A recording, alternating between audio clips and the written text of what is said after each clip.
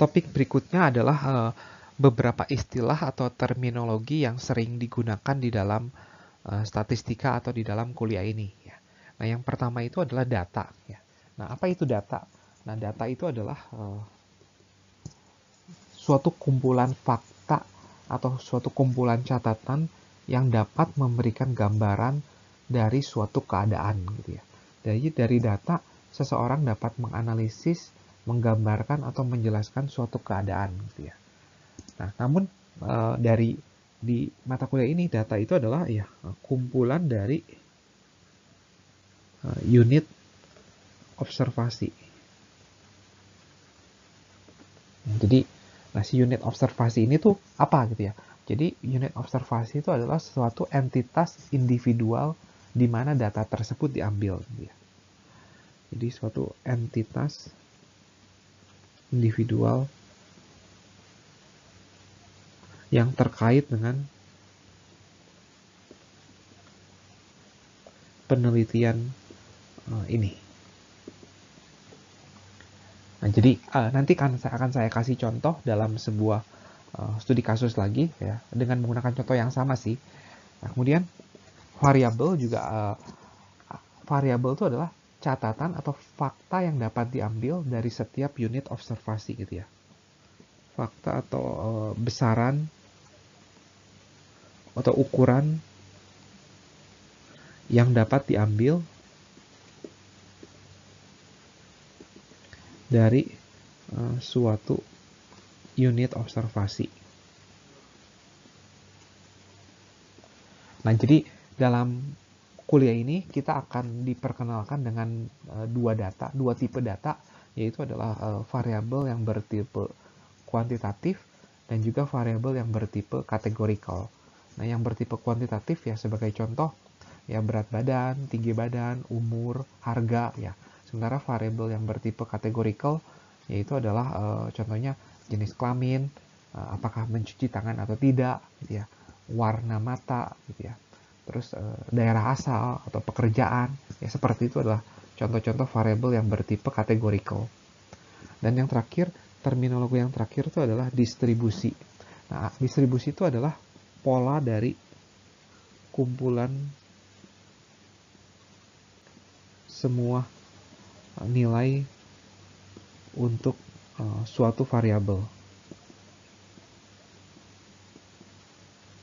Ya, sebagai contoh, misalkan di ruang kelas ini ada 40 orang dan ternyata 25 orang wanita dan 15 orang pria.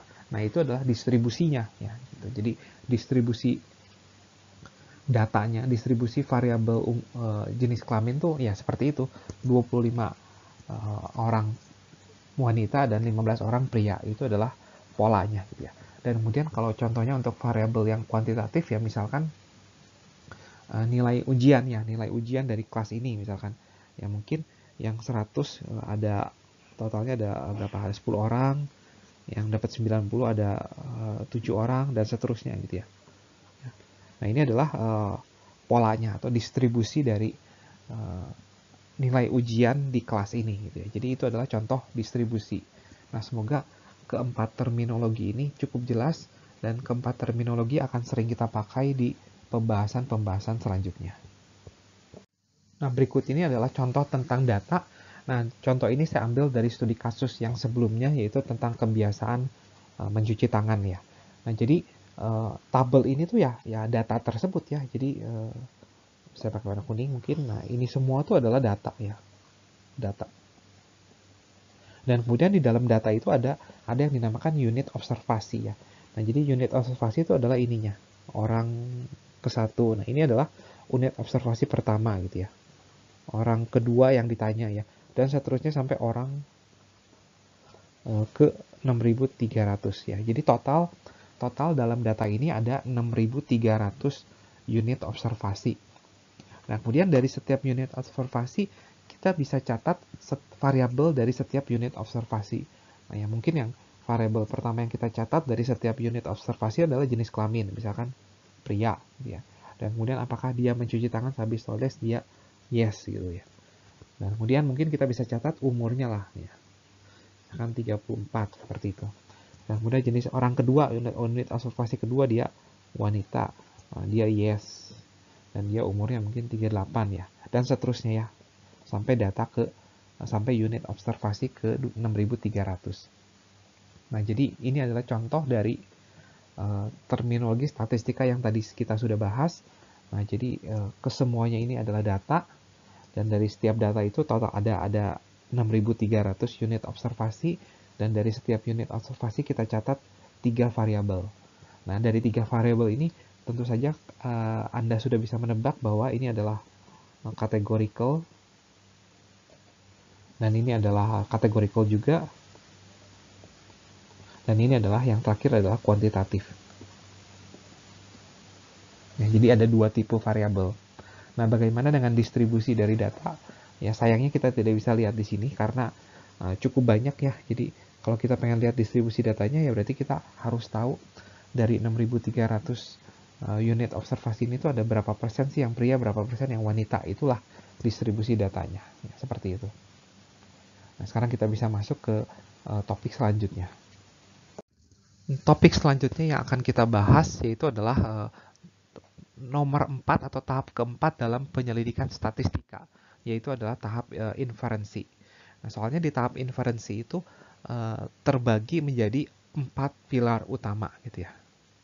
4 pilar utama dari tahap inferensi. Nah, saya akan jelaskan satu-satu ya. Nah, yang pertama itu adalah signifikansi. Signifikansi. Nah, itu adalah sebuah teori dasar gitu ya, sebuah metodologi untuk mengetahui seberapa signifikan bukti yang kita miliki atau data yang kita miliki untuk mendukung atau melawan pertanyaan penelitian kita gitu ya. Jadi sebagai contoh, di contoh yang tadi itu, di studi kasus yang tadi, dari data yang kita miliki ternyata ada sekitar 70% ya pria yang mencuci tangan, sementara dari wanita ada sekitar kurang lebih ada 85%. Nah, kemudian kita ingin tahu nih, apakah perbedaan itu tuh signifikan atau enggak gitu ya. Nah, inilah yang mau kita jawab ya, signifikansi. Apakah perbedaan 70% dengan 85% itu adalah sebuah perbedaan yang signifikan atau belum signifikan gitu ya. Nah, inilah yang mau kita bahas. Nah, kemudian pilar yang kedua dalam inferensi itu adalah estimasi. Nah, dalam estimasi kita akan belajar teori dasar atau sebuah metode untuk mengetahui seberapa persis sih perbedaan tersebut gitu ya. Nah, jadi oke lah, ternyata 70% dan 85% itu tuh berbeda secara signifikan. Tapi ini kan di sampel nih, tapi kalau di populasi kira-kira bedanya berapa? Nah, kita pengen tahu tuh. Jadi kita pengen tahu persisnya perbedaan tersebut tuh berapa ya, di level populasi. Nah, kemudian pilar yang ketiga itu adalah generalisasi. Nah, generalisasi adalah sebuah tahap atau sebuah teori dasar untuk mengetahui apakah hasil yang kita dapatkan pada sampel dapat diperumum ke populasi. Apakah hasil ini dapat diperumum ke setiap umur? Apakah hasil ini dapat diperumum ke setiap kota atau bahkan ke seluruh negeri? Nah, hal-hal ini yang akan kita jawab di tahap generalisasi. Ya. Nah, kemudian di tahap yang terakhir atau di pilar yang terakhir ada yang dinamakan kausalitas. Kausalitas secara definisi adalah hubungan sebab akibat. Nah, jadi ini adalah sebuah teori dasar untuk mengetahui apakah ada hubungan sebab akibat antara dua variabel. Jadi misalkan nih, sebagai contoh, kalau pada musim hujan kan kita sering melihat ada banjir di suatu daerah. Nah, kemudian pada musim hujan juga kita dapat melihat bahwa pembelian payung dan jas hujan itu meningkat gitu pada musim hujan gitu ya. Nah, apakah ada asosiasi antara kedua variabel ini? Nah, jadi jika payung atau jas hujan itu pembeliannya tinggi, maka akan menyebabkan banjir atau sebaliknya gitu ya. Nah, jadi di tahap ini kita ingin mengetahui apakah ada hubungan sebab akibat di antara dua variabel. Nah, tahap kausalitas. Nah, 4 pilar utama ini akan kita bahas di masing-masing chapter dalam mata kuliah ini ya, data analisis dan visualisasi ini.